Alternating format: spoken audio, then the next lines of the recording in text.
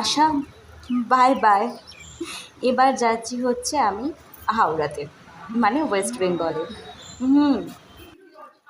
সামনেতে আমার এগিয়ে চলছিল জিজু, একদম সুন্দর করে আমাকে সাজিয়ে গুজিয়ে ট্রেনেতে একদম তুলে দিয়েছে।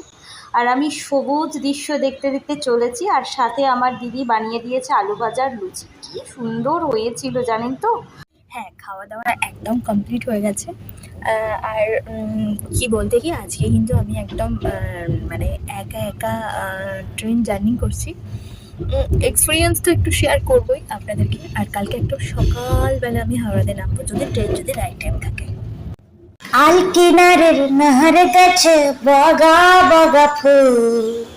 এই জানেন তো, আমার না একটা কথা মনে এলো যে আমরা মাঝে মাঝে বলি না, পরের জন্মে যেন আমি পাখি হতে পারি, পাখি। তো আমি মনে করি যে আমরা তো অলরেডি এই জন্মেই পাখি, কারণ আমরা কখনো